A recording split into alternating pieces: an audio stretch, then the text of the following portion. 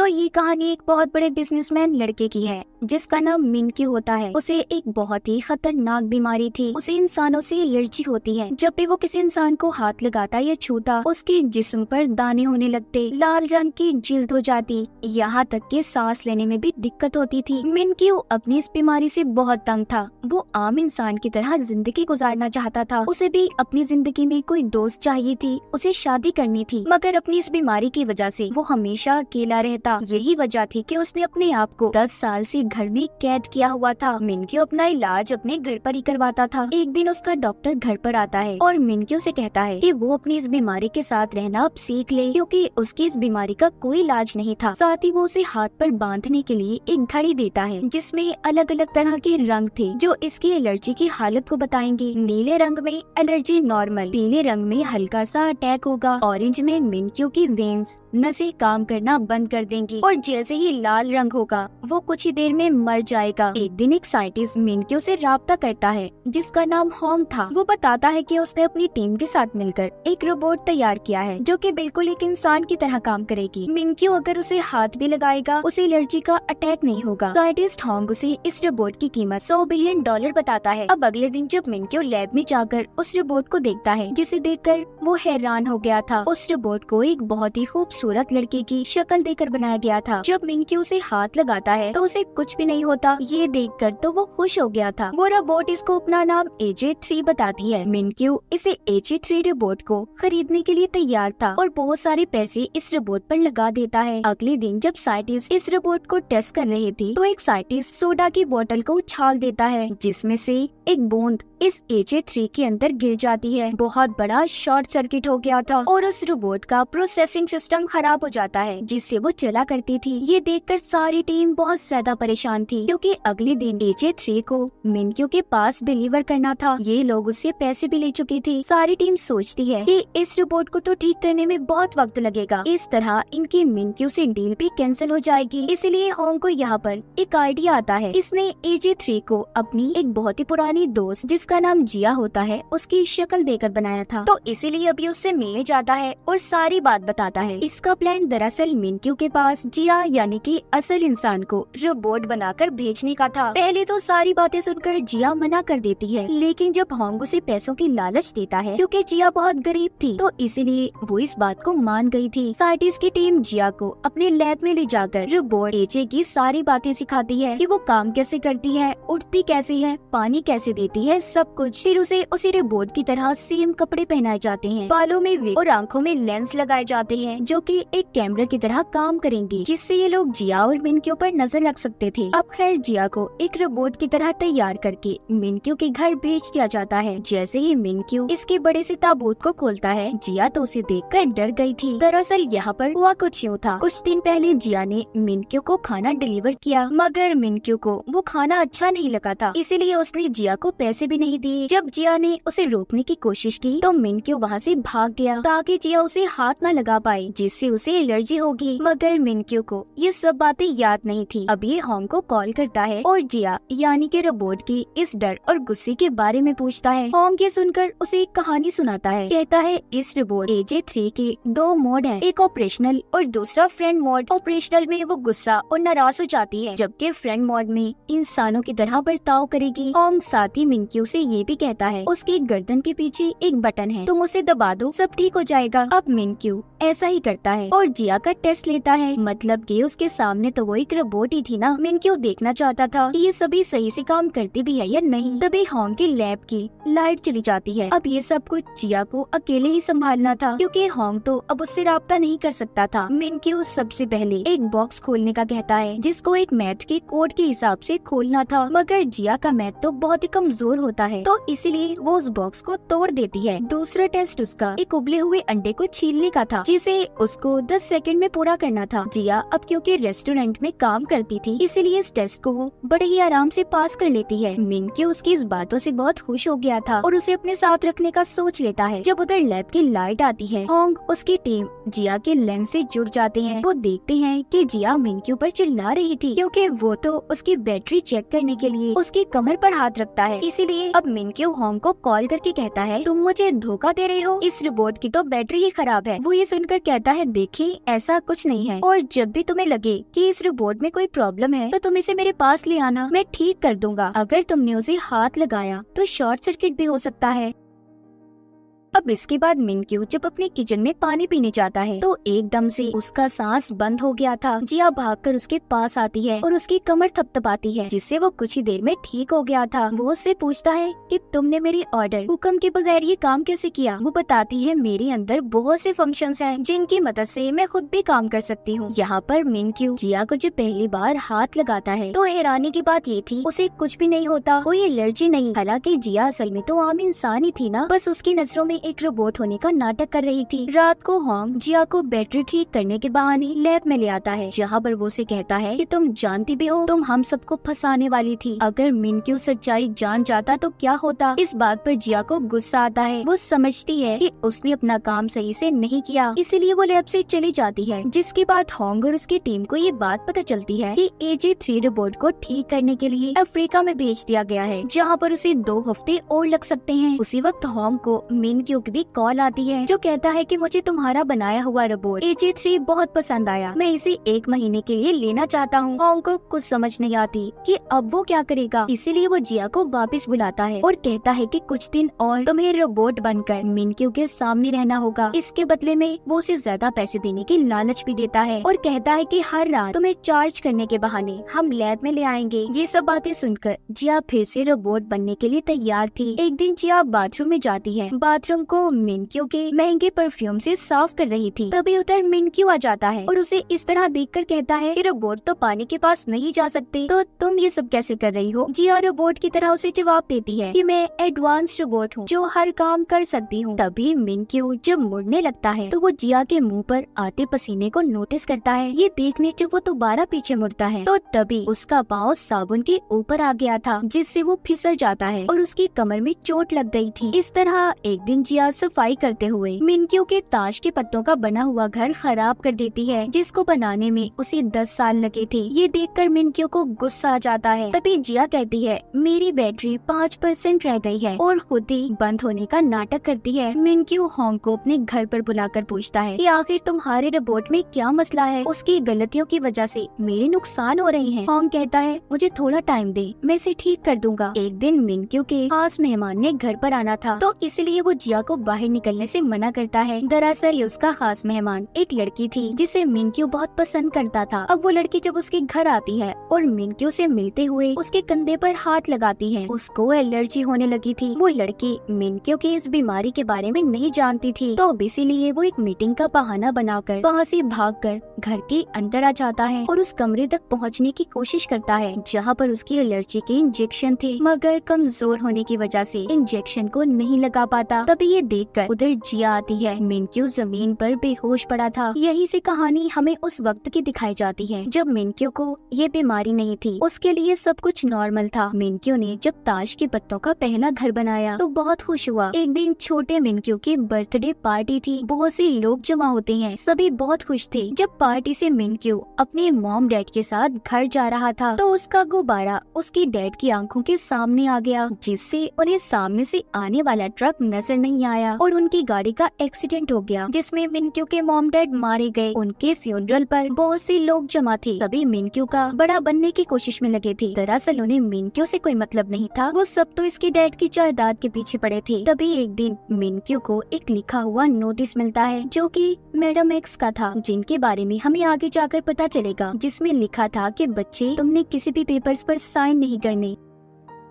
एक दिन जब वो अकेला बैठा था तो उसके पास उसका दोस्त आता है जिसके पास एडॉप्शंस के पेपर थे। वो कहता है देखो इस पर साइन कर दो, जिसके बाद तुम मेरे भाई बन जाओगे। मिनक्यू भी उन पेपर्स पर साइन कर देता है। तभी वो देखता है उसके दोस्त का हाथ एक शैतानी हाथ में बदल गया, जिससे डरकर वो वहाँ से भाग जाता है। अब उसका दोस्त अपने डैड के पास वापस आकर जब उन्हें वो पेपर्स देता है तो मिनक्यू ने आखिरी सफ़े पर अपने साइन की बजाय कुछ और लिखा था। उधर मिनक्यू अपने घर में आकर अकेला रहने लगा। उसके दिमाग दिमाग में ये बात बैठ गई कि लोग बहुत गंदे हैं, वो उसकी जायदाद के पीछे पड़े हैं, इसीलिए जब से उसे इंसानों से एलर्जी होने लगी। ये बात उसके खास डॉक्टर के अलावा कोई भी नहीं जानता था। इसी के साथ कहानी दोबारा प्रेजेंट मौजूदा दौर में आती है, जहाँ पर मिनक्यू को अब होश आ गया था। वो अपने पास जिया को पाता है, उसे बताता है कि मैंने सपना देखा, सभी लोग मेरे दुश्मन हैं। वो ये देखकर हैरान था कि वो बिल्कुल ठीक हो गया है। अब वो जिया के साथ और ज्यादा वक्त गुजारने लगा। एक दिन वो उसी लड़के से मिलने जाता है जिसे वो पसंद करता था। अब वो लड़की जाते हुए मिनक्यू से फिर से हाथ मिलाकर जाती है, तो तभी उसे एलर्जी हो गई थी। वो अपना इंजेक्शन निकालकर लगाने की कोशिश करता है, मगर फिर सोचता है कि आखिर वो कब तक ऐसे जिंदगी गुजारता रहेगा, इसीलिए वो अपने इंजेक्शन को पानी में फेंकने जाता है। तभी जिया उसके पास आती है और ये क्या, उसकी एलर्जी खत्म हो गई थी। बिना किसी इंजेक्शन को लगाए बगैर उसकी घड़ी का टेम्परेचर भी नॉर्मल नीले रंग पर आ जाता है। जब ये वापस घर जा रहे होते हैं तो मिनक्यू एक आदमी से टकराकर गिर गया था, मगर इसे तब भी कुछ नहीं होता। ये सब देखने के बाद तो उसे अपने ऊपर यकीन ही नहीं आता कि वो ठीक हो गया है। इसलिए अब वो ये देखने के लिए कि वो ठीक है या नहीं, वो जिया को लेकर लोगों की भीड़ में जाने का फैसला करता है, जो उसने कभी भी अपनी जिंदगी में नहीं किया था। जब दोबारा से वो एक बच्चे से टकराता है तब भी उसे कुछ नहीं होता। एक बार फिर जब उसे एक आदमी हाथ लगाता है, इस बार भी उसे कुछ नहीं हुआ था। वो अपने डॉक्टर को कॉल करता है और कहता है कि मैं बिल्कुल ठीक हो गया हूँ। तभी एक आदमी जब इससे टकरा जाता है, यहाँ पर जिया भी उसके साथ नहीं थी। मिनक्यू की एलर्जी दोबारा शुरू हो जाती है। जब ये दूर खड़ी जिया की तरफ देखता है तो ठीक हो जाता है। कॉल पर मिनक्यू डॉक्टर से कहता है कि कोई तो है जिसे जब मैं देखता हूँ ना तो ठीक हो जाता हूँ। ये सब सुनकर डॉक्टर भी हैरान थे। मिनक्यू भागकर जिया के पास जाता है और कहता है कि मैं तुम्हारे लिए दुनिया की सबसे बड़ी बैटरी खरीदूंगा, तुम हमेशा मेरे पास रहोगी। घर आकर वो सब कुछ दोबारा से डॉक्टर को बताता है। डॉक्टर कहते हैं मिनक्यू मैं हैरान हूँ कि तुम बिना इंजेक्शन के ठीक हो गए। अब मिनक्यू जहाँ पर भी जाता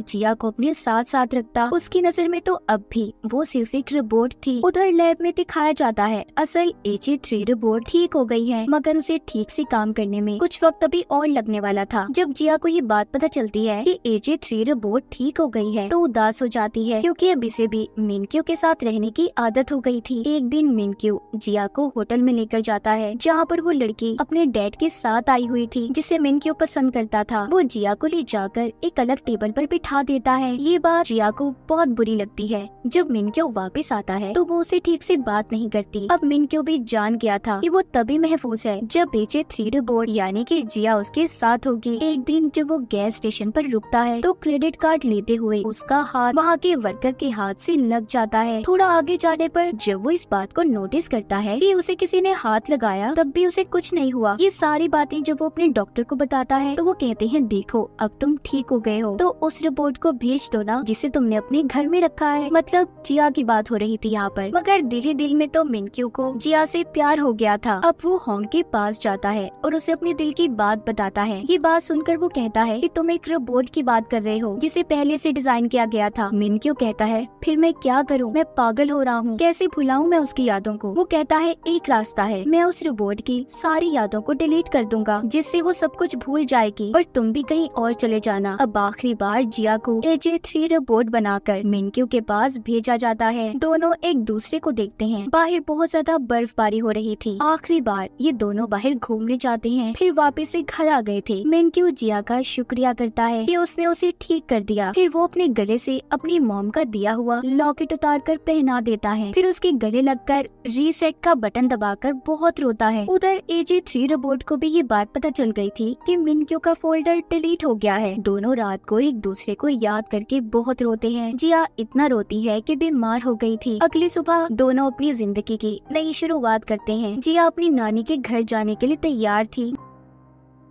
जब वो ट्रेन में बैठी थी तो इत्तेफाक से उसी ट्रेन में मिनक्यू आता है जिसने जिया को देख लिया था। वो सोचता है कि इस लड़की की शक्ल तो बिल्कुल AJ3 रोबोट जैसी है। दोनों एक दूसरे के आमने सामने बैठे थे पर बात तक नहीं करते क्योंकि जिया को मिनक्यू के साथ बोलने से मना किया गया था। अब ये होंग को कॉल करता है और बताता है कि मैंने तुम्हारे रोबोट जैसा एक चेहरा देखा। वो कहता है हाँ, मैंने उस रोबोट को अपने खास की शक्ल दी थी। तो मिनक्यू कहता है क्या मैं उस इंसान से बात कर सकता हूँ? वो कहता है नहीं। इतना कहकर कहकर उसने कॉल को काट दिया था। मिनक्यू को यहाँ पर शक हो जाता है, इसीलिए वो जिया का पीछा करता वहाँ तक आ गया था जहाँ पर ये नौकरी करती और अपनी नानी के पास रहने वाली थी। उसकी नानी का एक होटल था, सब चले गए थे मगर मिनक्यू बैठा उसका इंतजार कर रहा था। जिया तंग आकर उसके पास जाकर बताती है कि हाँ, मेरा ही चेहरा AJ3 को दिया गया, इसके बदले मुझे बहुत से पैसे दिए गए थे। ये सब बताकर वो उसे वहाँ से जाने का कहती है मगर मिनक्यू अब इसके पास ही रहना चाहता था। कुछ दिन में उसकी जिया की नानी के साथ भी दोस्ती हो गई थी और वो जिया के साथ वो सब बिताए पल गुजारता है जो इसकी नजर में उसने AJ3 रोबोट के साथ गुजारे थे। एक दिन जब वो वापस आया तो देखता है जिया उधर होटल में नहीं थी, वो अपने नानी के घर से जा चुकी थी। अब वो उसे पागलों की तरह यहाँ वहाँ ढूंढता है। तभी वो उसे समंदर के किनारे बैठी हुई मिलती है। उसकी नजर जिया के गले में उस लॉकेट पर जाती है जो उसने AJ3 रोबोट को पहनाया था। जिया उससे वो हार छुपाने की कोशिश भी करती है मगर मिनक्यू ने उसे देख लिया था। उसकी हालत बहुत खराब थी। उसे समझ आ जाती है कि उसके साथ बहुत बड़ा धोखा हुआ है। उसकी एलर्जी लाल रंग पर पहुंच गई थी जो ऐसा इसके साथ कभी नहीं हुआ था। वो जमीन पर गिर जाता है। उसके बचने के चांसेस भी बहुत कम लग रहे थे। तभी उधर होंग और डॉक्टर आ जाते हैं जो इसे इंजेक्शन लगाते हैं और घर ले आए थे। उसका इलाज किया जाता है। यहाँ पर जिया मिनक्यू से मिलकर उसे सब कुछ बताना चाहती थी मगर डॉक्टर उसको मना करते हैं। जब मिनक्यू ठीक हो जाता है तो उसके पास उसका एक खास असिस्टेंट आया था जो उसको जिया और होंग की कंपनी के खिलाफ केस करने का कहता है कि उन्होंने उसे धोखा दिया। यहाँ पर हमें ये भी पता चलता है कि वो असिस्टेंट दरअसल जिया का भाई था। उसने जिया के इस धोखे के बाद मिनक्यू के पास से नौकरी छोड़ दी थी। अब मिनक्यू होंग की टीम के पास जाता है और उसे अपने साथ धोखा करने के जुर्म में उनके लैब को खाली करवा देता है। उधर जिया भी मिनक्यू के लिए खाना बनाने में मसरूफ थी। वो रोज उसके लिए खाना बनाकर ले जाने लगी थी लेकिन मिनक्यू को उस पर बहुत गुस्सा था। वो उसका खाना रोज कचरे के डब्बे में फेंक देता। जिया उससे कहती है तुम जो मर्जी करो, मैं रोज तुम्हें खाना देने आऊंगी। मिनक्यू जब रात को सोने लगा था तो उसे जिया की याद सता रही थी। वो बाहर अपनी नौकर के पास जाता है जो आग जलाकर बैठा हुआ था। वो उससे पूछता है कि तुमने भी मुझसे कोई झूठ बोला है तो अभी बता दो। नौकर जवाब देता है कि नहीं, मगर हर इंसान अपनी जिंदगी में कोई ना कोई झूठ लाजमी बोलता है। अगली सुबह दिखाया जाता है जब जिया मिनक्यू के लिए खाना ला रही थी, रास्ते में एक बच्चा आ जाता है जिस वजह से उसकी बाइक का एक्सीडेंट हो गया था और उसके हाथ पर चोट लग जाती है। अब मिनक्यू के पास जिया जब वक्त पर नहीं पहुंचती तो वो बेचैन हो जाता है क्योंकि दिल ही दिल में तो वो उसे बहुत चाहता था। अब जिया दिन में आने की बजाय रात को आती है, रूटीन की तरह उसके टेबल पर खाना सेट करती है और जाने लगी थी कि तभी उधर मिनक्यू आता है, कहता है कि तुम मुझसे झूठ बोलकर और धोखा देकर कितनी खुश नजर आती हो ना। जिया कहती है मेरी बात तो सुनो, मैं तुम्हें बहुत कुछ बताना चाहती हूँ। मगर मिनक्यू कोई भी बात सुनने के मूड में नहीं था और गुस्से से गिलास को तोड़ देता है जिसका कांच जिया के हाथ पर आकर लगा था। उसके हाथ से खून आने लगता है मगर फिर भी वो मिनक्यू से माफी मांगती है और चली जाती है। सुबह को मिनक्यू के घर जिया की दोस्त आती है, उसे समझाने की कोशिश कर रही थी। कहती है कि देखो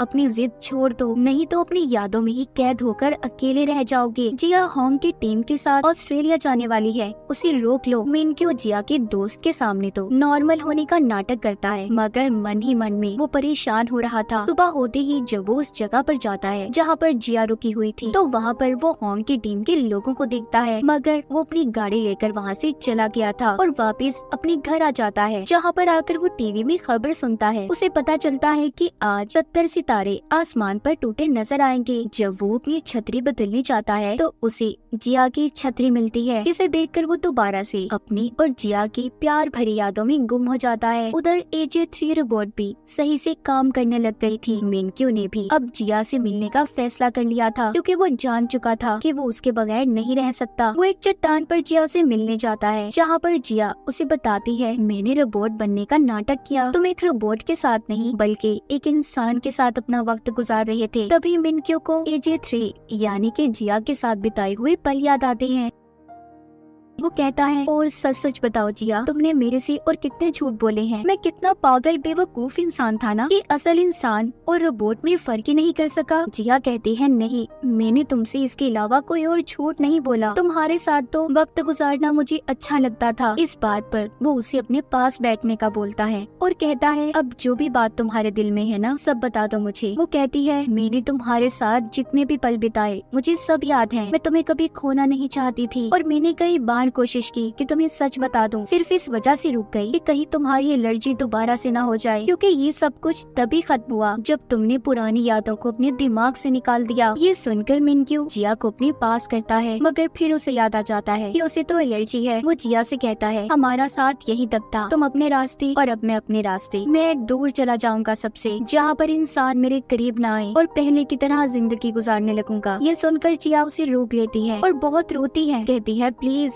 नहीं जाओ, मैंने तुमसे बहुत प्यार किया है, तुम ही वो इंसान हो जिसका मुझे मेरी जिंदगी में इंतजार था। ये सुनकर मिनक्यू जिया को गले लगा लेता है। आसमान पर बहुत से तारे टूटते हुए नजर आते हैं। सुबह दोनों लंबी ड्राइव पर जाते हैं। जब कैफे से मिनक्यू कॉफी लेता है तो देखता है उसकी घड़ी में फिर से एलर्जी का साइन शुरू होने लगा है। लेकिन जब मिनक्यू जिया को गाड़ी में सोता हुआ देखता है, उसकी एलर्जी नॉर्मल हो जाती है। फिर वो उसे घर छोड़कर जल्दी मिलने का कहता है, जिसके बाद घर आकर वो अपने डॉक्टर को कॉल करता है। डॉक्टर मिनक्यू से कहते हैं, तुम्हारी बीमारी का कोई भी मुकम्मल इलाज नहीं है, ये बीमारी कभी भी आ सकती है और कभी भी जा सकती है। अगले सीन में दिखाया जाता है एक अमीर आदमी जिसका नाम मार्टिन होता है AJ3 रोबोट को होंग से खरीदने आता है, जो अब ठीक हो गई थी। वो कहता है, इस रोबोट को मैं एक खतरनाक हथियार के तौर पर इस्तेमाल करूंगा। वो उसे होंग की टीम से ले जाता है। ये रोबोट दरअसल होंग की टीम को मार्टिन ने ही बनाने का बोला था। अब जब मिनक्यू आता है और AJ3 के बारे में पूछता है तो होंग उसे बताता है कि उसे तो मार्टिन ले जा चुका है, जो कि खतरनाक मुजरिम है। उधर मार्टिन AJ3 को एक बड़े से ताबूत में ले जाने के लिए तैयार था। जब वो उस ताबूत को खोलता है तो उसमें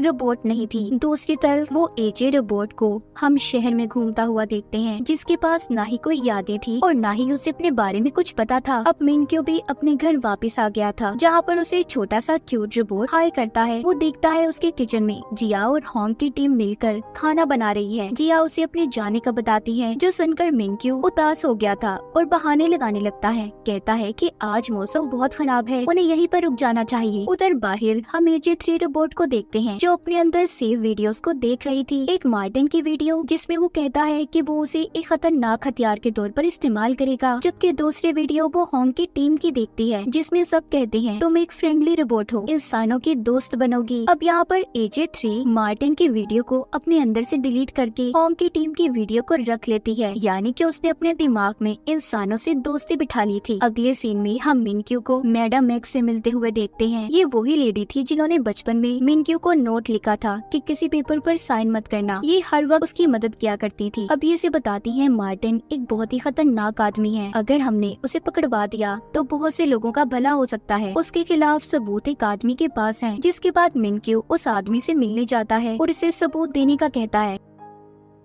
पर वो आदमी थोड़ा डर रहा था। लेकिन मिनक्यू कहता है, देखिए आपकी हिफाजत हमारी पुलिस टीम करेगी, आपको डरने की कोई जरूरत नहीं। इसीलिए वो आदमी अब मिनक्यू को मार्टिन के खिलाफ सबूत देने के लिए तैयार था। मिनक्यू ने वो सबूत पुलिस को पहुंचवा दिए थे। जिया भी मिनक्यू को ऐसी जगह पर ले जाती है जहाँ पर AJ3 को खरीदने की बहुत बड़ी डील चल रही थी। लेकिन वहाँ जाकर मिनक्यू को पता चलता है कि AJ3 रोबोट तो गुम हो गई है। उधर मार्टिन भी इस चीज से परेशान था कि AJ3 के अंदर उसकी सारी बातें रिकॉर्ड थी। उसे डर था कि इस बारे में अगर पुलिस को पता चल गया कि वो कहीं का नहीं रहेगा और पकड़ा जाएगा। इधर सड़कों पर घूमती हम AJ3 रोबोट को देखते हैं, जिसको अपने बारे में कुछ भी नहीं पता था। वो जाकर एक भिखारी के पास बैठ जाती है और उससे अपना एड्रेस पता पूछती है। उधर हर कोई इसे ढूंढ रहा था। जिया और मिनक्यू सड़कों पर उसे तलाश कर रहे थे, जबकि होंग की टीम CCTV कैमरास को चेक कर रही थी। लेकिन जल्द ही मार्टिन के आदमियों को AJ3 रोबोट की लोकेशन का पता चल जाता है। अब उसके सामने दो अजनबी लोग आकर वैन को रोककर कहते हैं कि हम तुम्हारे रिश्तेदार हैं। वो AJ3 रोबोट उनकी वैन में बैठ गई थी कि तभी पुलिस उतर आ जाती है। उन्होंने मार्टिन और उसके लोगों को गिरफ्तार कर लिया था। AJ3 को होंग की टीम अपने लैब में वापस ले आती है। तभी बहुत खुश थी कि उन्होंने रोबोट को ढूंढ लिया और गलत हाथों में जाने से बचा लिया। जिया और मिनक्यू घर वापस आकर बहुत खुश थे। होंग की टीम और सब मिलकर बैठकर खाना खाते हैं, जहाँ पर बैठे ये AJ3 रोबोट की वीडियोस देख रहे थे। जब वो बाहर इंसानों से मिली, AJ3 ने बहुत अच्छा काम किया था। होंग इन्हें बताता है कि मैं इसका चेहरा बदलने वाला हूँ। उस रात सब मिलकर आखिरी बार उसे अलविदा बोलते हैं। अब मिनक्यू भी मीडिया के सामने अपने बारे में सब बता देता है कि उसे इंसानों से एलर्जी है, लेकिन वक्त के साथ साथ सब ठीक हो रहा है। वो उन सबका शुक्रिया अदा करता है जिनकी वजह से वो ठीक हुआ था। जिया और होंग की टीम वो ये भी बताता है कि वो एक AI रोबोट पर बहुत से पैसे खर्च करने वाला है। इतना बताते ही उसकी मार्केट के शेयर इंजीनियर्स आसमानों से बातें करने लगे। अपनी जिंदगी के सही फैसले लेकर वो बहुत खुश और इत्मीनान नजर आ रहा था। वो जिया को कॉल करता है और रात को खाने पर मिलने का कहता है। अब वो जिया को बताता है कि तुम्हारा भाई अब भी मेरे पास नौकरी नहीं करना चाहता, वो इस्तीफा देने को तैयार है। जिया अब अपने भाई से मिलती है और उसकी बीवी के सामने बात करती है, जिस पर उसकी बीवी उसे नौकरी छोड़ने से मना करती है। अगली सुबह जिया का भाई मिनक्यू के पास जाकर माफी मांगता है और अपना इस्तीफा भी उसने वापस ले लिया था। इसके बाद कहानी कुछ वक्त बाद की दिखाई जाती है। होंग अब एक नया AI रोबोट लॉन्च करने वाला था। उधर जिया का भाई भी